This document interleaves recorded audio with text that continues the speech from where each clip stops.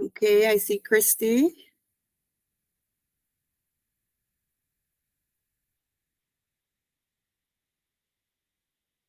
So while we wait for the others to get online on their camera, I just want to, I'll share my screen because I want to try my best to introduce this media personality, this media specialist that we have in our midst. And I want to say that we certainly do not take your time for granted, Miss Haylock. You know that for a number of years, I've always made mention of how much I've respected the work that you've done and that you continue to do for Belize in terms of journalism and best practices for media. And so I want to extend a thank you again for taking time out of your very busy schedule to meet with us for this very important session that I think is very timely. Our students, you guys will know that this course is, in fact, an interdisciplinary course that really and truly attempts to explore not just the theoretical foundations of media and communication, but also, you know, it highlights the importance of practice and writing for multiple and, of course, convergent media platforms. And so having an expert such as Ms. Haylock, I hope, who will bring a depth of experience, will, in fact, allow us to do exactly that. One of our course objectives is to try and to demonstrate, you know, an understanding of professional, ethical principles and work, you know, ethically in pursuit of truth, in pursuit of accuracy, of fairness, and diversity. And so I'm very pleased then to introduce you guys to Mrs. Daedra Haylock. And I just have, if I can here. Okay, thanks. Thanks. Let me just try to share my screen quickly. Hello, Elias. Thank you very much. Thank you very much.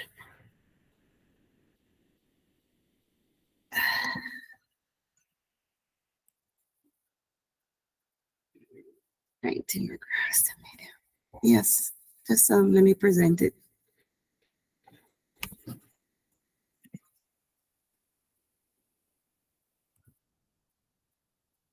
Let me know as soon as you're seeing my screen, guys.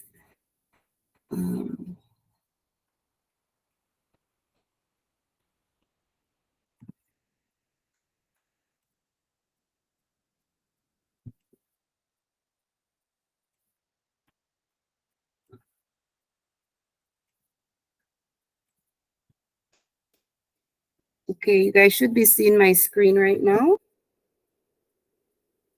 Yes, miss. Seeing. Okay, so as I was mentioning a little ago, here, just slide it there. So for this week, just quickly, this is what we're going to be looking at, right? We're looking at the interview, and then later on in the week, we get into media literacy, and of course, we get into the conversation of censorship, right? And so today, we're going to be looking at the interview, and Mrs. Haylock is going to provide us with important information, guidelines, in terms of ethics and the importance of ethics in terms of how we go about reporting, right, and being able to ask the right questions. And so I made mention just now how much of a fan I am of her. And it's not just because of a pretty look or pretty looks, right? There's actually quite a lot going on with Miss Haylock. And so I'd like to just introduce her by saying that, of course, she has over 25 years of professional experience in media, in communications, marketing, advocacy, policy analysis, and project management. Right, those are um, some huge areas that really adds to her credentials. At present, she functions as a private consultant. She has offered services in the areas of communications, media training and strategy development, policy analysis, strategic planning, events organizing and publicity, and of course, public relations to several private sector, governmental, and NGO entities, right? And just for your knowledge, some of these relate to our municipal, subnational governance bodies, international organizations, public sector, central government agencies, a number of ministries and departments, and of course the NGOs, international investors, and the private sector, right? So I think this is very important for you guys to take note of. Her primary goal is to build skills of young persons, of media workers and professionals in areas such as media, journalism, communications, PR, and of course, all of this in relation to. Oh, oh my gosh! Excuse me.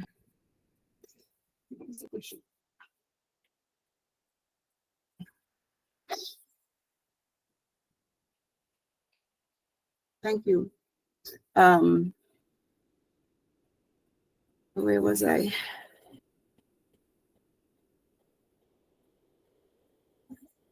Yes, in relation to building the capacity of organizations, be it private, public sector, for engaging in communications and media work.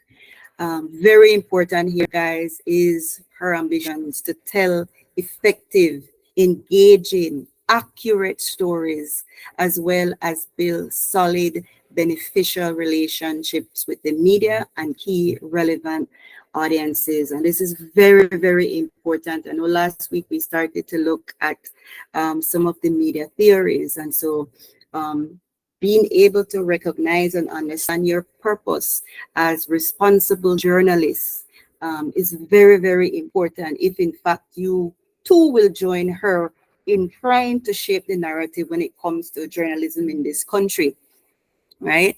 Her career in media, believe it or not, started at the very young age of 15 years old. Imagine that, right?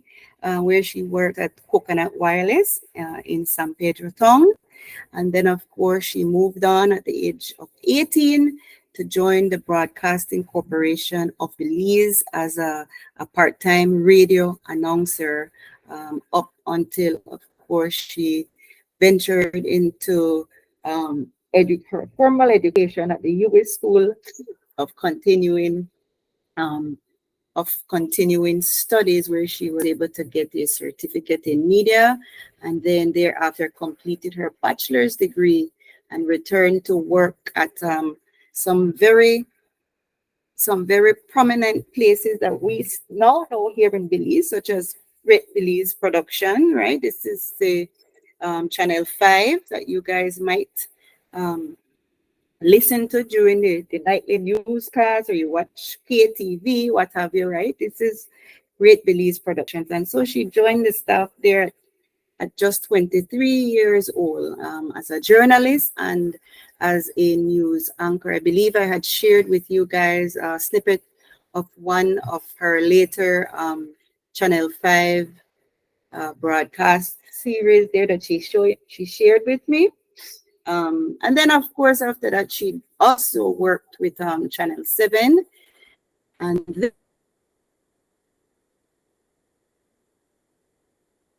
then she was able to secure herself a Chevening Scholar, where she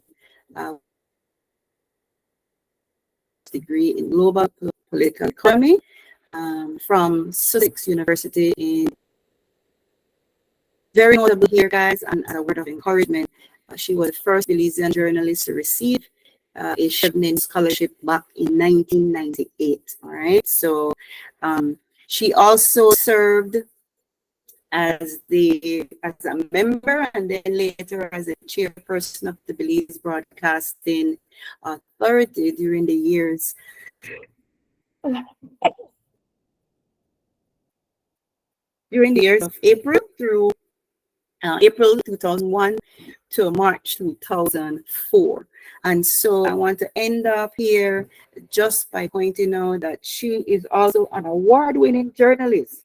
And her award came from that of the health, within the health journalism area, and you got it back in 1998, and then again in 2000 from PAHO. She possesses an MBA certificate from the Freeman School of Business, Tulane University. And so, with no further ado, it is my absolute honor and privilege to introduce and welcome to our class today, Mrs. Daedra Haylock. Thank you very much, Ima. And I must say that the admiration is mutual. I think you guys are blessed to have Ima as your lecturer in this course. Ima has a vast experience in working with media and communications and with the Ministry of Education and the work that she has done. She's piloted many programs to try and inform, educate, and so to have her as your lecturer at UB is certainly along those lines. And she's got a wealth to offer you. I mean, she's very creative and innovative in anything she touches and tries to break new ground in the work that she does. So I really appreciate her reaching out to me. And at this point, you've heard a lot about me, but I want to hear something about you guys. So good morning.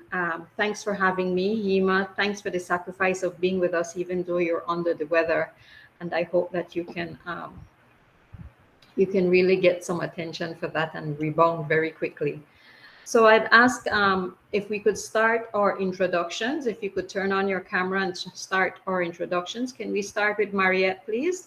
Just tell me your name, a little bit about yourself, and why you took this course. Are you looking to work in the media? Is it just an elective? Is it curiosity? What is it why you took this course? So let me turn that over to you guys. And after Mariette, just keep it rolling until we've introduced everybody. Okay. Good morning, Ms. Haylock. Hi, class. My name is Mariette Romero. I'm taking pure English at UB because I want to teach. But I guess that's why I have to take this course, because it's in my course outline, my lineup.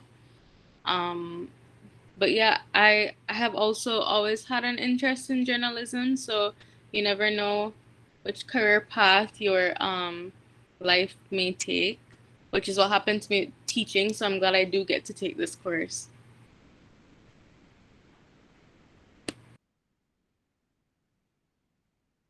Hi everyone. Let's move along. Yeah, good morning. I'm Elias Luna, and I'm also just doing my bachelor's in English. I'm taking this course because it is a requisite course, but as a creative writer, I do find all types of writing interesting, and so I am very lucky to be taking this course and excited for what we're gonna continue doing in it. Okay. Next person. I'm going to ask if we can keep our cameras on. We are talking communications, and a big part of communications is this. This is a powerful tool. I'll go next. Morning. My name is Krista Dominguez, and I'm doing the same thing as my previous classmates. I'm doing my bachelor's in English. This is my last year, and this class too was in the courses I needed to take, so that's why I'm enrolled here. But I find the topic interesting, because I don't know much about reporting across the media, and from what I've seen so far, because we did a short interview with Ms. Sima, and from what I've seen so far, it's kind of complicated. It's very, very complicated.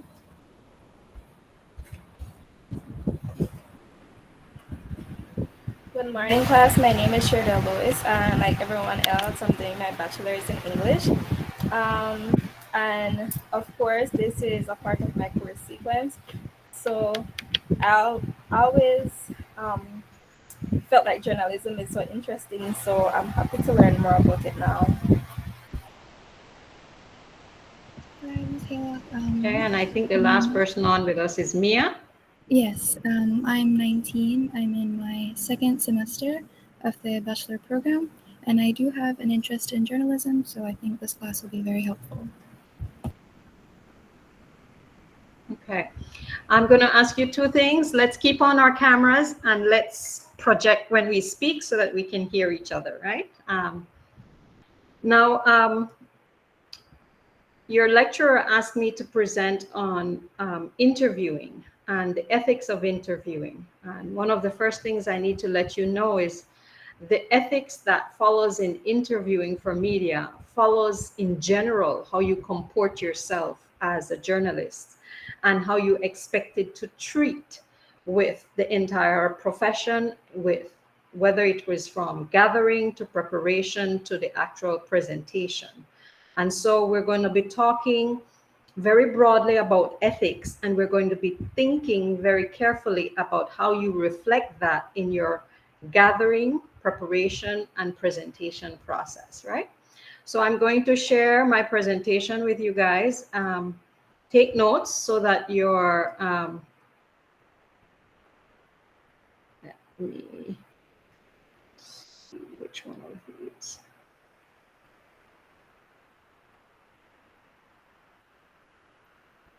Okay, I'm going to ask you to really take notes and be prepared because your teacher may ask questions after she reviews the presentations. If you have any questions, I am not seeing here. I was trying to also keep it on my phone so that I could see, but the feedback from that, I'm also hearing myself and I'm hearing to audio. So I took it off my phone so that I could have been seeing you at the same time.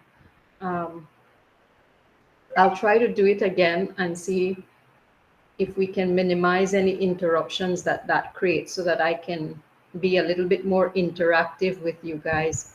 I want it to be a conversation. So please raise your hands, put up your mic, comment, question, whatever you would like, so that we can make our presentation more interactive. Now, for democracy and a country and countries that are democratic nations, democratic governance, the media is an integral part of free society. It has gone so far as to say it's the fourth estate in America. In the United States, they refer to it as that. And it's broadly inclusive of your press freedoms. The media stands on holy grail of its right to know and its right to inform. And that's across the board. In the early days before technology, it was primarily print.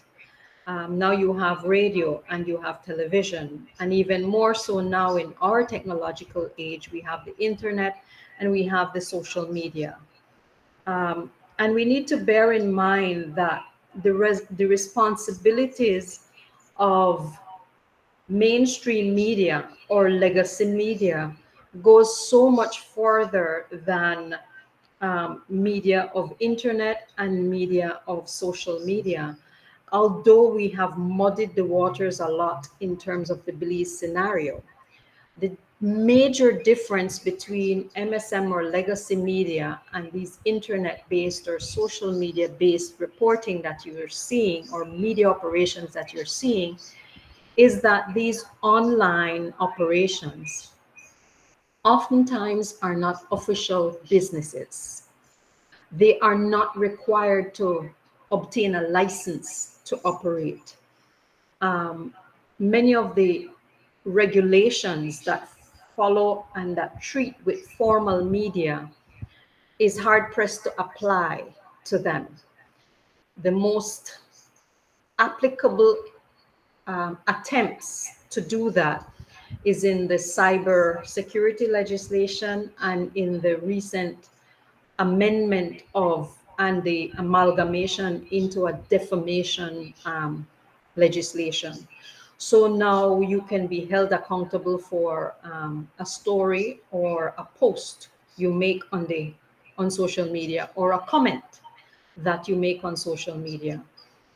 In the past, the legislation for slander and libel applied to journalists and owners of media operations. Now, defamation can apply to you. You comment on somebody's page or you make a post that defames somebody, you as an individual can now be sued. It is no longer restricted solely to legacy media or mainstream media. So that's something to note as well, because it opens the door a little bit for us to hold persons who are operating on the online platforms accountable for what they say, create, and produce. So if you take a video and you use snippets of different things and bring it together about somebody, and that representation defames that person, you can be sued. The challenge is making sure that you can make the legal connect between the owner of that post and the person that is being alleged to be defamed. And that is the challenge. Making sure that you can legally establish ownership of that post, who initiated it, who said it, be able to track it back to that person or entity to hold them liable. So some of the questions you have to ask yourself when you operate in the media is that, what are my responsibilities? You broadly hold the ability to influence, shape opinions, even shape societal values, their positions on different matters and issues that are occurring within our social space, within our political space, and you can even shape people's thoughts. So, what responsibilities do you have? Does that translate to the internet-based media? Do you hold them to the same responsibilities even though they are not licensed? So, for example, breaking Belize news, hot off the press. They don't have a license. They just open a page and start operating. You may not know who's the individual that owns that platform. You may discover who may be one of the leading voices that is, quote unquote, reporting on that platform, but who owns it? What It's not registered as a business, but it's operating in official space, and it is competing for your attention, and it has the same power to influence and shape opinions. You saw recently the discussions about the price of goods and inflation. And you've seen where it's been proven that some of the things they post, they don't even stop to check the veracity of the can of the chicken sausage that they're posting on their page and making it into news.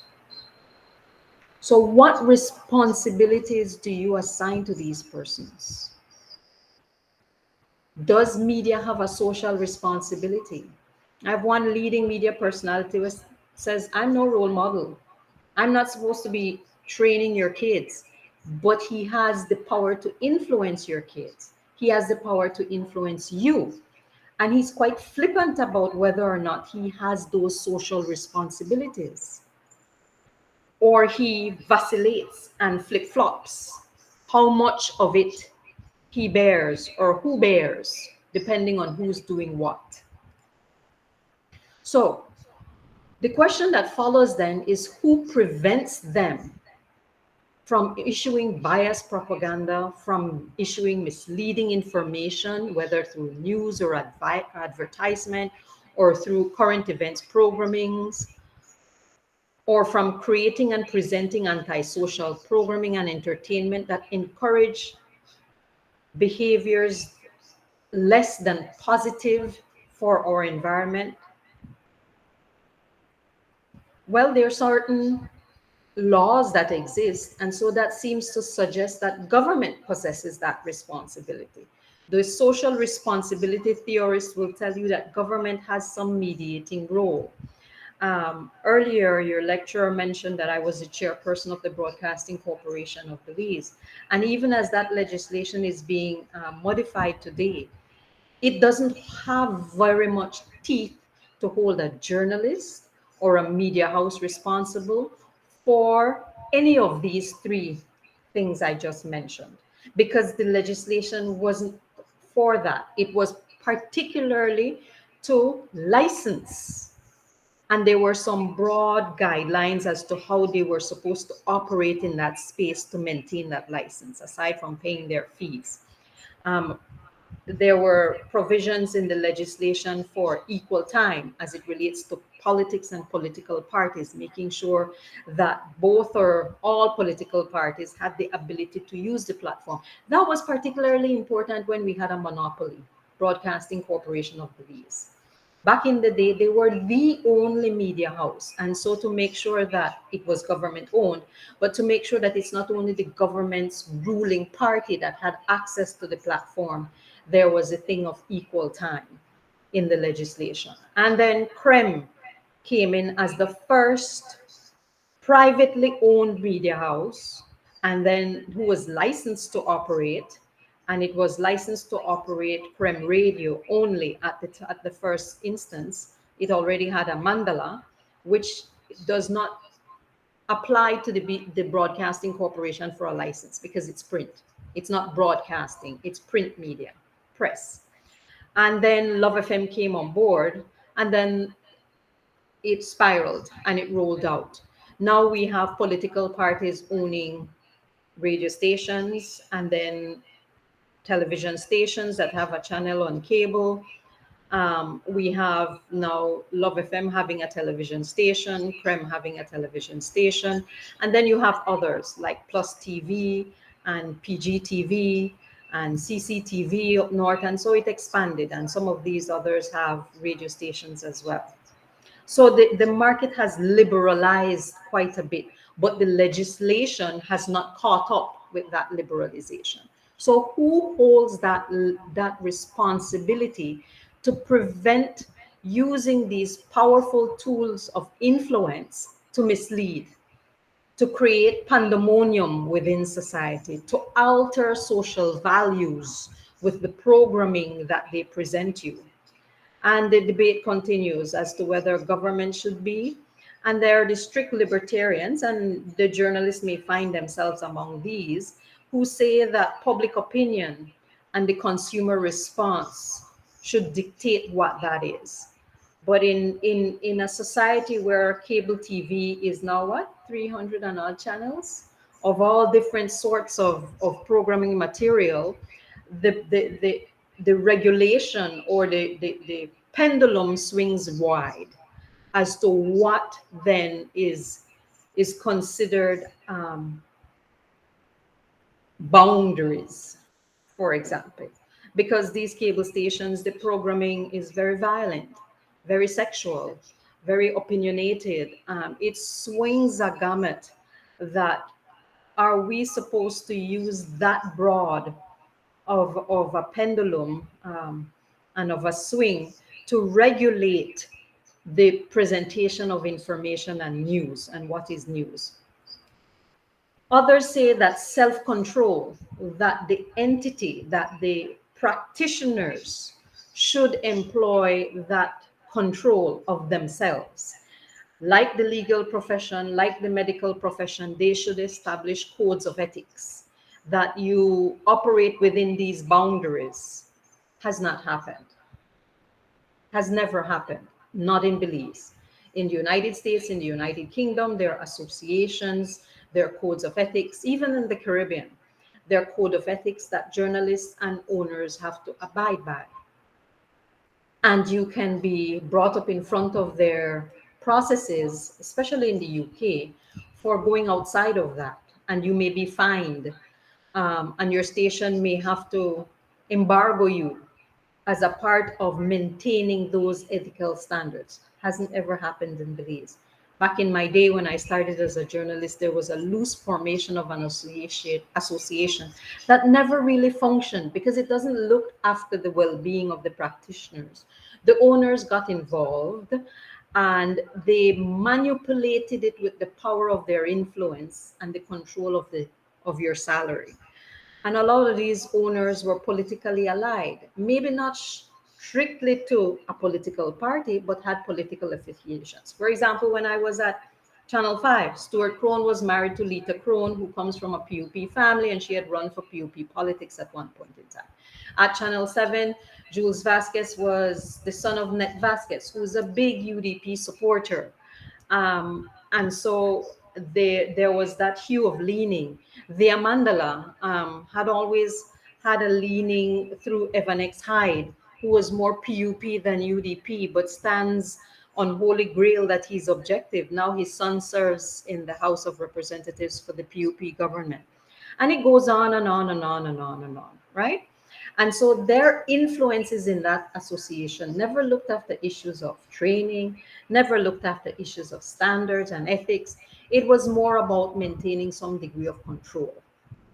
Back in 1998, when the political tide was talking about a first prime ministerial debate, even though we don't elect a prime minister, the media was being boxed out for the exact same reason that they, one, could not identify a credible platform to go to for representation from the media, and because of questions of its objectivity and its impartiality.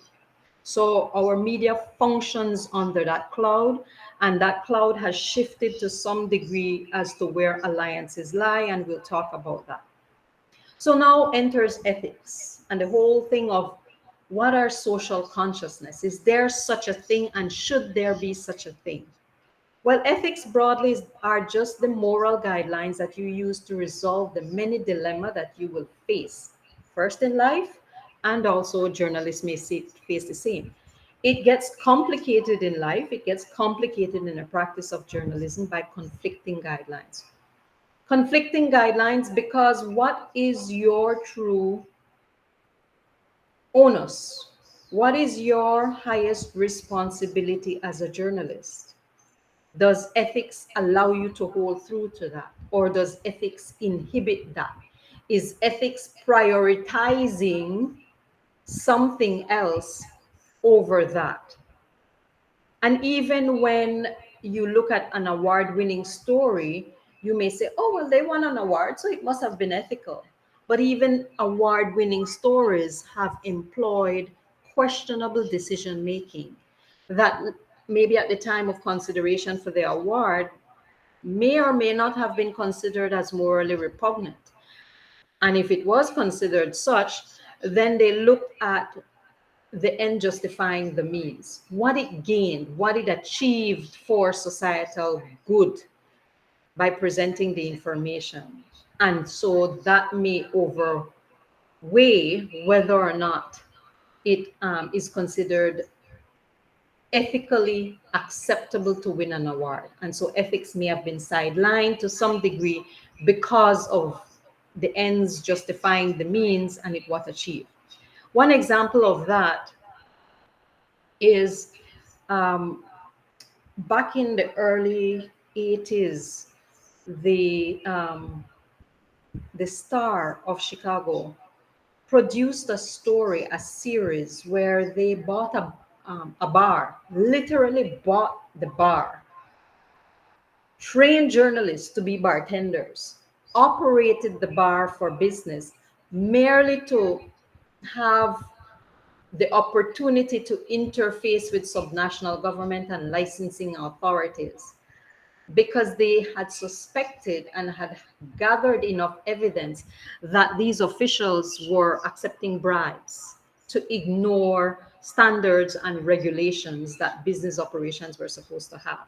So they did all that so that when they came in to be checked as a bar operating as a bar in their market, their journalists would be able to encounter officials offering bribes.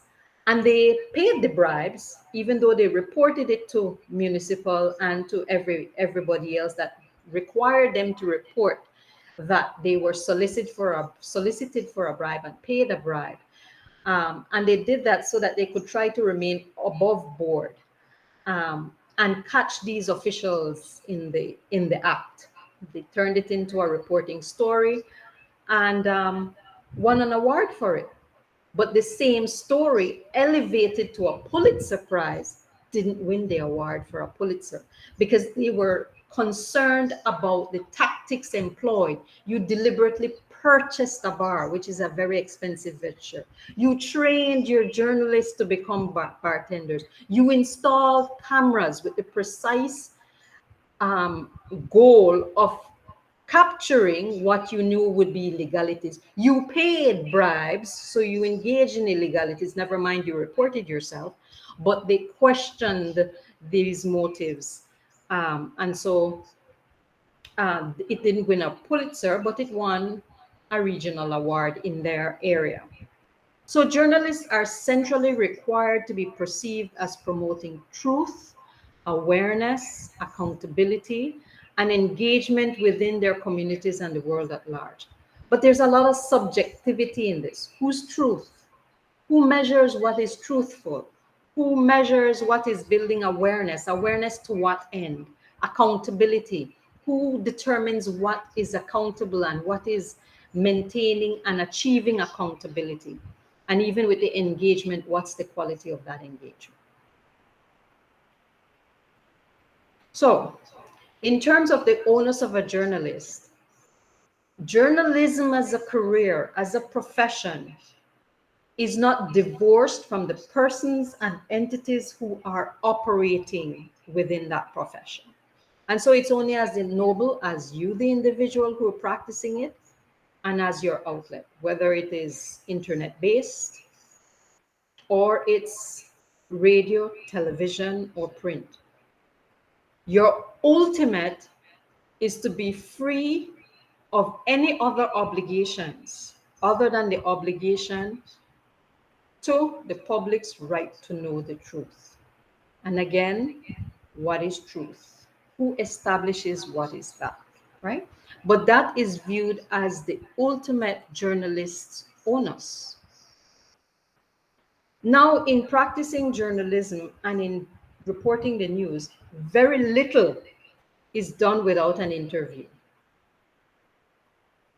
Most information you receive is going to be gathered via an interview, whether it's an on the record interview, an off the record interview, a research interview, whatever it is, it's an engagement of interview between journalist and source. When you look to dive into issues and to be more than superficially reporting on issues, it requires investigation. Oftentimes, journalists in more mature market engage in undercover reporting. That example I gave you was undercover reporting. And so you wonder, okay, so if you employ means of deception or of pretense to get the information you need to put that truth out there and let people know what is going on in any particular area, is it ethical? How ethical is undercover investigative reporting? And some may say there's a thin line between what is pretense and what is deception. The Star did not employ only pretense.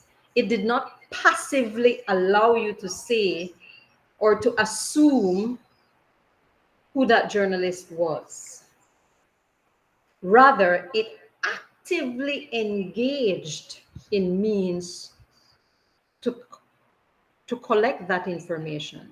And so you may say they employed deception because they actively intended to mislead. They purchased a bar. They named it the Mirage. You know what the word mirage means. So they were creating a fictitious assumption of personality and purpose. They trained journalists to do it. They paid bribes to make sure that they had the evidence that somebody collected the money, not only solicited it. And so for many, that crossed the line, going from pretense of just having a concealed camera to you actively taking on movie roles. You actually now being Hollywood to collect that information that you needed to present. And so that's the thin line that many employ to determine what's ethical and what is not. Right? This is the story I was telling you guys again. It's not the start, it's sometimes. It was a full-on engagement. It was a full-on financial investment, human resource investment to collect the information. And so while it won an award in one sphere, it wasn't deemed to be able to win the award for a Pulitzer, which is the ultimate, because they felt that they had gone too far to collect the information and to show that these officials were engaged in illegalities. They had to engage themselves in some illegalities. Now, to a journalist, sources are sacred. And one of the guidelines is that you must always attribute. You must always let people know where your information is coming from. But often to get that information, a source may say, I don't want to be on the record. And so journalists may go to great lengths to cultivate these relationships and to protect their sources so that they can get the information needed to inform the public, meet that the public's right to know. Some journalists have faced jail time not to reveal their sources. And often these may be government sources. In the time of war, maybe there are some infractions being taken, some human rights violations. And so you have persons leaking out that information, but their life is on the line. In countries where those who operate in the black market has such power that they've infiltrated official governance systems, for example, in the narco world, in Mexico, in Colombia, journalists face huge challenges to be able to bring these kind of information.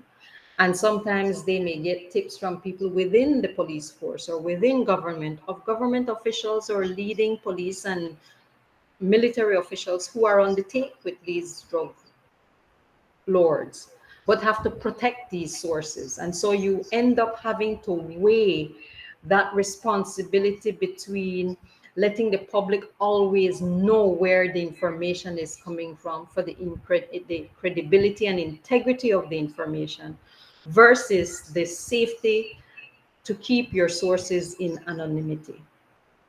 So newsworthiness and credibility facing off with safety, with protecting anonymity so that you can get the information, and what that means for the public's perception of your reliability and the credibility of the information that you're presenting to them. And how do you balance that and how do you maintain that integrity? So ethical choices may come from there. And you can see clearly where you're interviewing persons to get these information, your interaction with persons get this information out. So what ethical guidelines do you use to engage these persons when you're faced with the issue that you have to protect the source? The information is that critical. The risk to their jobs, their livelihoods, their very lives are that complicated, that serious, that you have to agree to anonymity. The ethics of protecting victims when you're interviewing victims or you're presenting information around victims. Oftentimes you hear them withhold the name of a child who's charged for a crime, or withhold the name of a child who's involved in sexual abuse, or withhold the name of a woman who was raped or sexually harassed, or victim of a domestic violence crime. And then you say, but if I reveal, you may have instances that if I reveal the perpetrator, I also reveal the victim. Because if I say the child was victimized by their father, and I give the father's name, then you start opening the doors for identity of the child. Or the woman was raped by her husband or beaten by her husband, or there's a custody battle between a husband and a wife, and the wife reveals the husband's abuse, either sexually or physical, of children. But you reveal who the wife is, or you immediately reveal who the perpetrator of the husband is, and thereby the children are thereby revealed. So the ethics of how do you balance that comes into play. Do you protect when the accuser is a public figure? We had the issue of one of our ambassadors being brought home and stripped of his title because he was going through a divorce or a family situation, and he was accused of sexually harassing a female child in the relationship. We saw that just recently, probably a year and a half ago. What if the abuse is incidental to a larger story? There's a bigger story here. The abuser is a high profile politician. The abuser is a judge in the high court. There's a larger story here. But by revealing who this abuser is, you may reveal the victim. How do you walk that ethical guideline, right? And you also have the issues of who's important. Is it the victim? Is it telling the story? The public's right to know? Where do I strike a balance here as it relates to protecting victims and meeting my ultimate responsibility as a journalist, which is the public's right to know? How much does the public have a right to know? How much does revealing one information infringe on the other? Right? So we had this situation in Belize as well with the Patrick Faber Uncut interview, where Jules sought to interview him about this ongoing saga he had with his domestic spouse. When he appeared on Uncut, Jules' justification as host and producer and news editor was trying to balance the public's right to know from a very public figure about his less than high integrity in his dealings with his domestic situation and the protection of a domestic / gender-based violence victim. His justification for the stance he took in the interview and his interviewing style was to protect the victim, who was also a mental health patient or experiencing mental health issues, from being re-victimized. Re-victimized because of the illness, re-victimized because of the violence that she was experiencing in her domestic relationship. But here you have this guy who's the leader of a political party, he's the leader of the opposition, he's vying to be the leader of our country. How do you balance all of that? And just by revealing him as a perpetrator, you reveal the spouse.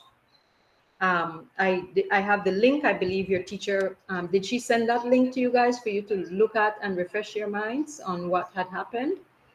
So that is a tangible example of the dilemma you face and that thin line you walk in an interview such. There are lots of hard questions to ask that public figure. There's a lot to hold him accountable. But how much does the public have a right to know in holding him accountable for the public role that he plays and his actions while he holds that public office? Now, bear in mind that public figures such as politicians, judges, magistrates, head of the police department, head of the military force, in the United States, when you're talking about these super mega personality stars, have a lesser right to privacy. So while Patrick may have said that you are intervening in my privacy, the fact that he holds such a public role calls him to a higher level of accountability and reduces his right to privacy.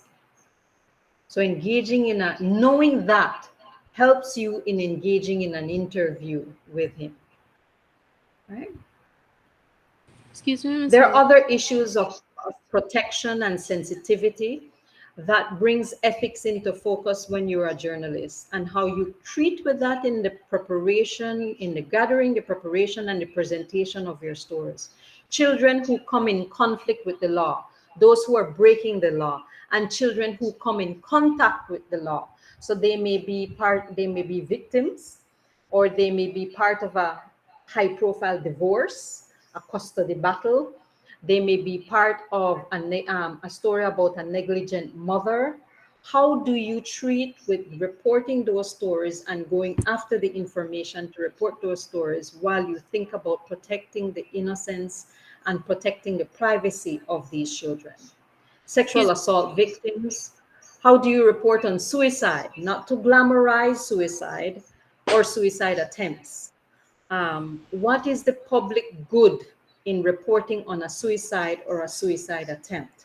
We had that story down south when the 7-year-old or 10-year-old hung himself, um, and revealing the child's name, and what were the ethical considerations for that at that point in time.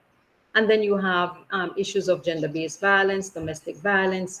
In war-torn countries, you may have issues of child soldiers. You may have issues of gender mutilations. You may have a host of other issues that have ethical considerations. And how far do you go in staying and reporting the facts of stories, or using victims as sources to pointedly tell the story, to highlight an issue, to bring attention to something that is an atrocity? But how vulnerable, or how much more vulnerable, do you make that victim or that survivor by telling that story? Some years ago, we had Marissa Kwan, or Marissa Alamia, who's now a public of relations person for one of our government ministries, who was running for politics, and she was raped. And she revealed her name and the stories that were carried because she broke that privacy. How much protection do you give to a victim who decides to break their privacy because they feel that the story needs to be told? How much protection do you continue to offer that person because they elected to break their privacy for a reason, right? Do they still have that right? Those are ethical considerations you have to make in reporting and in conducting an interview with a survivor of rape, in an instance of that, or in any kind of an instance, even if not that public and official, because she was running for political office at the time she got raped. The guy had broken into her house and gained access to her veranda, and from her veranda to her door or her window, and gotten in to assault her. And then so that's the whole issue of privacy versus news value. We talked about that. What is the dilemma in those situations? How do you walk that? How do you justify that? How do you explain that? And how do you guide yourself in conducting such an interview? Public figures, like government officials, may enjoy a lesser degree of privacy than an average citizen. How do you know when a matter is too private to report on? Where do you begin and where do you end, and say, just so far? The public's right to know, and informing and achieving the reporting of the news and the information, ends here. Beyond this point is just too private. What if an ordinary citizen is genuinely part of a newsworthy story?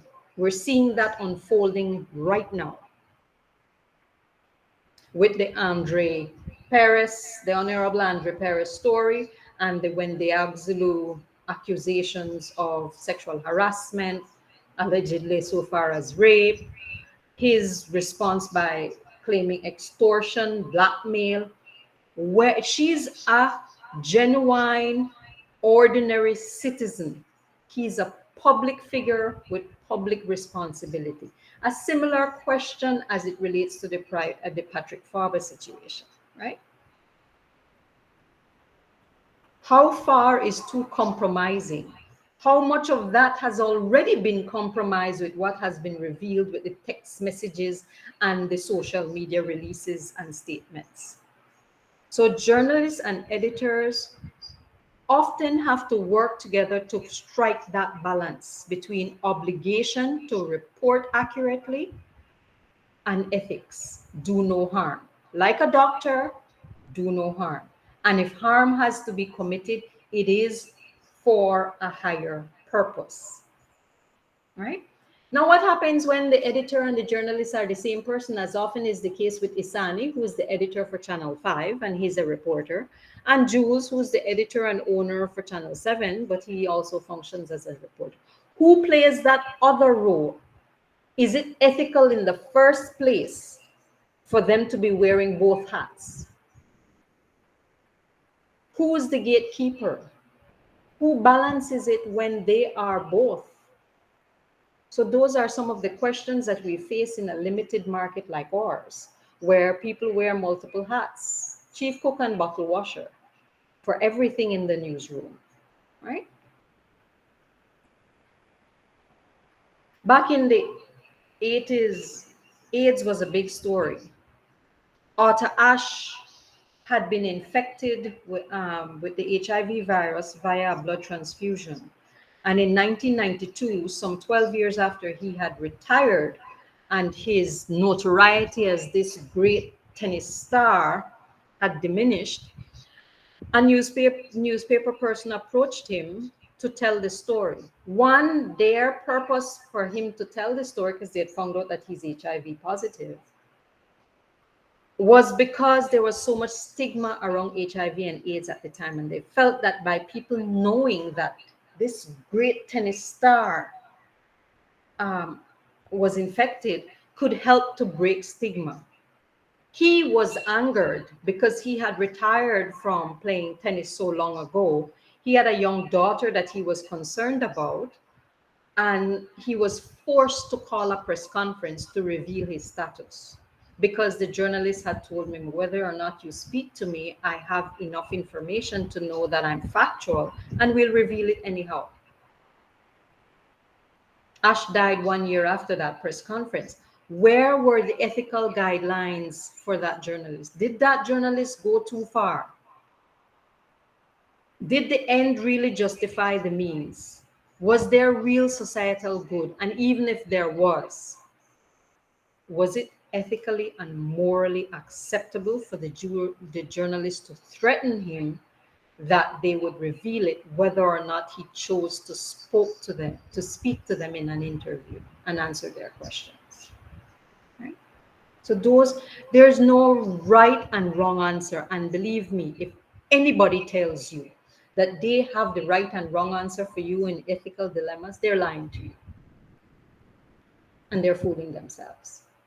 It's a tightrope. It's a decision-making process that you go through, that there may be guidelines, but you've got to consider the difference of every situation against those guidelines every time the situation arises or you find yourself in such a situation or position.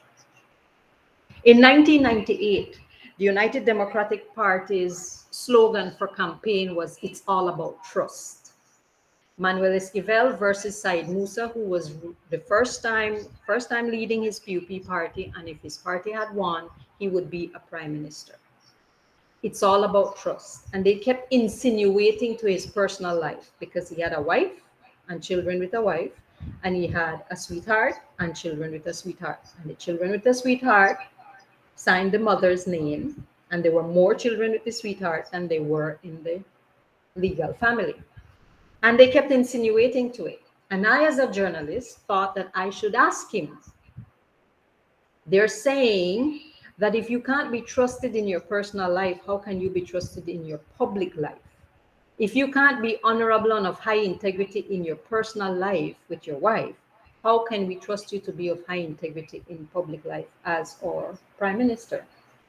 And I asked him the question, and he responded, and he says, I do not wear my faith on my sleeve.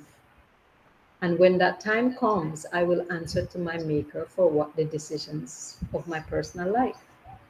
And that's how he chose to answer it. So it's not about the ethical dilemma letting you back off and keeping you from asking the question. But when is it appropriate to ask the question and being able to have the gravitas to ask the tough question? And whether or not it's you, how do you decide what is ethical? I could have continued to push, but would it have been too private then? Would I have been able to say that I simply was drawing and highlighting the issue of trust and integrity if I had pushed further? Maybe then I would have been seen as just playing into the sensational. I asked the question, I placed the issue on record, and allowed him to respond. How much farther does it need to go? That's a decision you have to make as a journalist. Do you ask the question in the first place? And once you ask the question and you get an answer, how much farther do you push?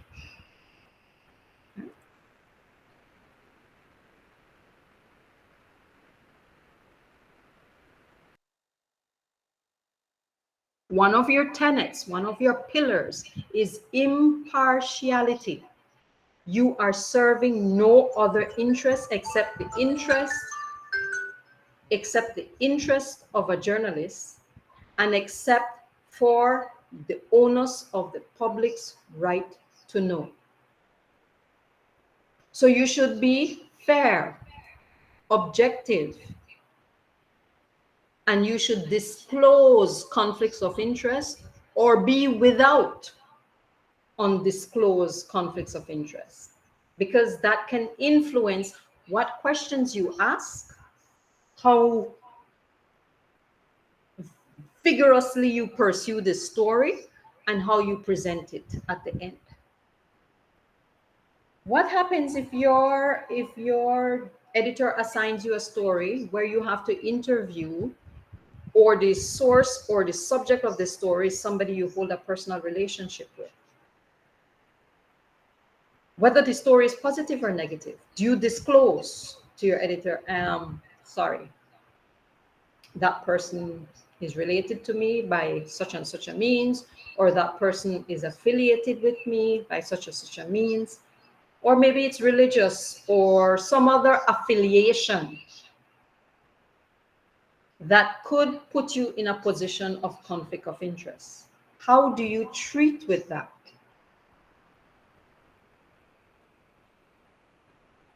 And if you don't, how should a newsroom handle that? How should your newsroom handle issues of misconduct? We've seen in the media where reporters were fired because of inappropriate sexual relations with persons who worked on their staff or were colleagues.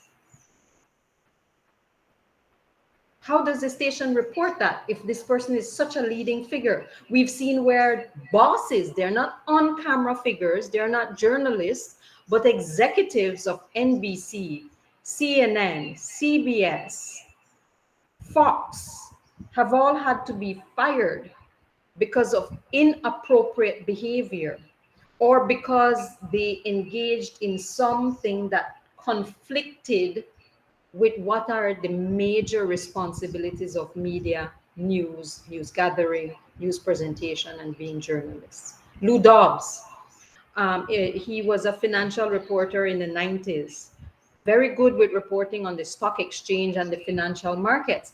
But he also did private engagements for these companies that he has to report on, and he earned thousands of dollars creating these videos or promoting these videos or doing other work that were not news work with these business and stock owners and stock marketers,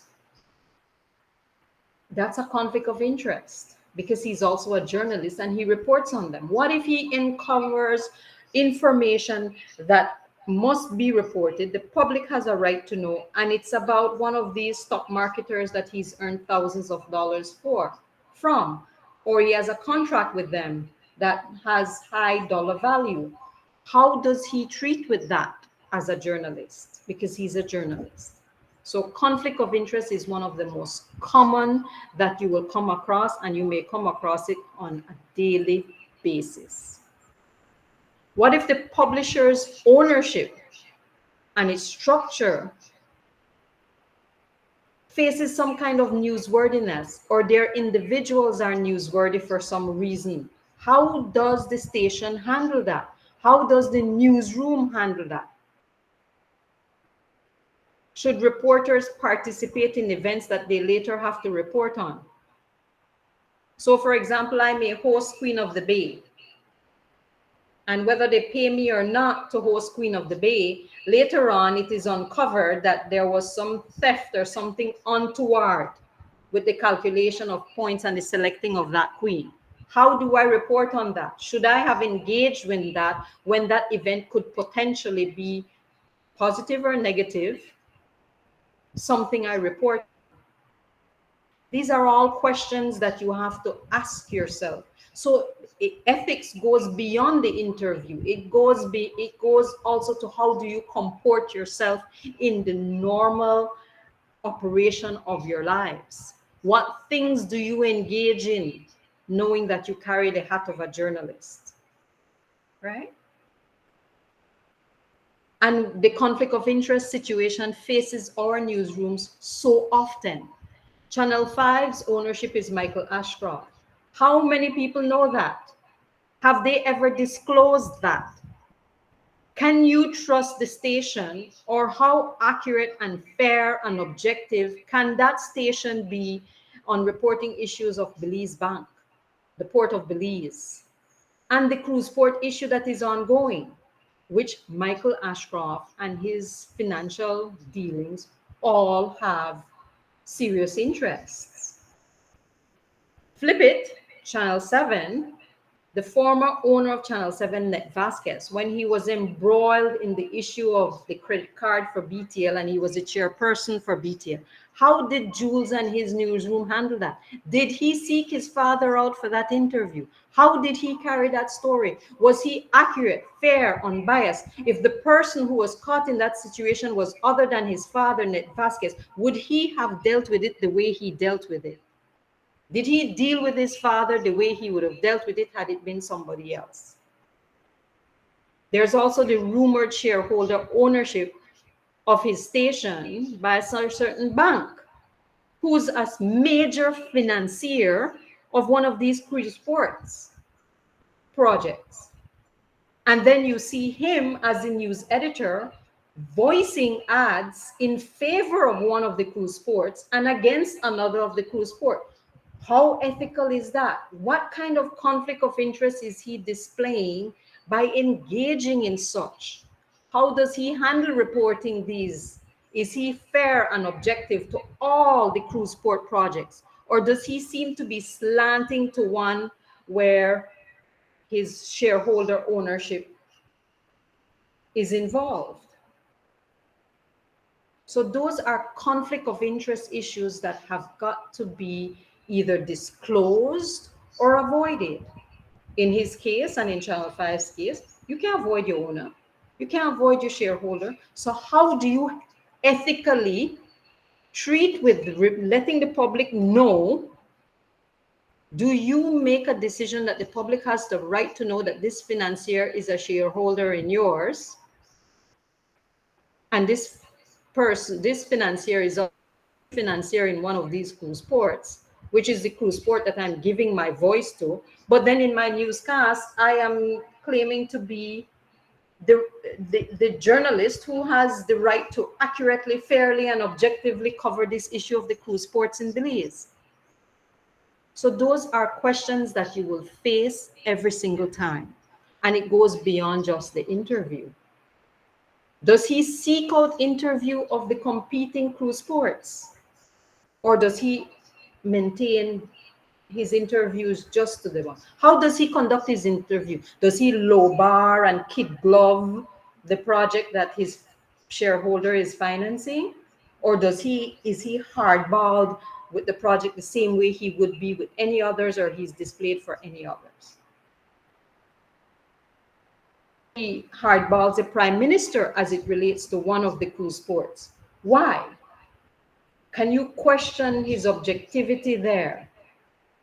Is that crew sport a competing crew sport to who his shareholder is financing, to the one that he's giving his voice to in ads? Should he be engaging in voicing ads contrary or that maligns or seeks to malign other competing projects when he also acts as news editor and news reporter on the issue?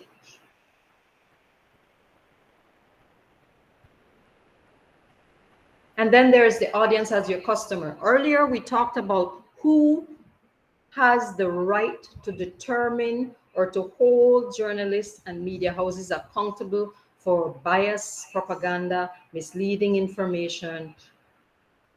And we mentioned that some people may say the audience should.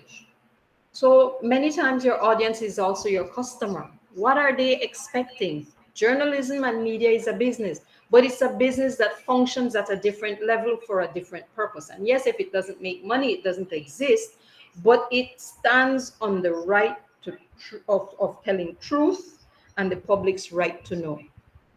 So can it engage in the rules of demand and supply like any other business? My customers, my audience expect it. Right? Where are its boundaries? Money making versus the onus of journalists and journalism. Jules has a popular statement of it bleeds, it leads, because that's what people want to see. So his news is crime filled because it bleeds, it leads, people want to know. And if I don't do it, my competitor will anymore. How much are these ethical guidelines? How much are these standards for you to make decisions as to not only what you cover and how you cover it, but where you position it in the news and the level of details do you offer? How much is ethical in terms of the details that you provide? The bloody corpse on the ground, the bawling, screaming mother or spouse or children. Where does that ethical line drop? I had sent you a paper that I had done for the Senior York Memorial Lecture on ethics. And in it, I spoke specifically about a story I did. And at the editing stage, I did not monitor how much of the video footage that we had gathered would be shown. And in the night, Jules had put everything from the woman screaming out on the phone to the other one screaming out and falling on top of me, my struggle to get her to a stairs to sit. How much of that was just too private? How much of that did the public have a right to know? And if I was saying that, oh, I wanted to show the impact that gruesome crime has on people, really? Was it necessary for me to go that far in what I depicted on screen? Did I violate that woman's privacy? Did I cross ethical lines? Excuse me, Miss Haylock. Yes. Sorry, we just wanted to let you know that the meeting might end abruptly because it's on a timer for the class. So we didn't want you to just get cut off when it's done. Okay, how much more time do you have before that happens? I think the time is up actually because it's already past 10:45 and I can't hear you, sorry.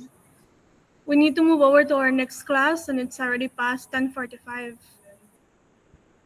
Okay. Well, we basically covered much of what you need to bear in mind because the rest of it were examples that I had already mentioned to you guys about where do you stop. Um, these are some of the interviewing best practices. The last three screen, if you want to screenshot them before you move over, um, that can guide you along with what all we discuss in preparing your interviews and seeking out interviews. Okay, Miss, thank Ethical you. Maybe guidelines are not the there to slide stop can you be from emailed to operating. us because it wasn't changing and we didn't see any slides change. So we're still on the first slide. Okay. I can email it to you as well. I can email these slides to Ima as well or send them to Ima as well. These are basic guidelines for good interviewing skills. Um, they're lacking in a lot of our journalists today. Um, and in preparing for an interview, all those ethical considerations we mentioned, you've got to be prepared for because they may crop up on you in the middle of a point. You can't stop the interview and say, "Oh, I need to check with my editor." So how do you make those decisions on managing that interview, which is why we covered all those ethical dilemmas because ethics is from yay to nay. It's not just in one feature, it covers broadly and it comes in as well um, when you're discussing preparations for interview. While you're in the interview, somebody may say something, the person may say something or do something, or you may learn something or something may happen. Do you stop or do you change the direction? What do you do? If you have not considered ethics in its broader scope, your interview will falter. And you have to understand ethics in the broader scope to be able to identify when it's creeping into your interview experience, preparation, and presentation of the information. Right? And so those are the basics for ethics in media, ethics in journalism, and it applies to ethics in interview. Okay, Miss. Well, thank you so much for being here and guiding us with this topic. I'm sure it'll be very useful since we do have to do 6 interviews. And again, just thank you and hope we'll see you maybe sometime in the future. Bye, guys. Thank you. Okay, guys, I wish you all the best. I hope what I had to share was helpful for you. If there are any questions that you have, I want to just put my email here in the chat. You can send me an email or you can send me a WhatsApp. Okay?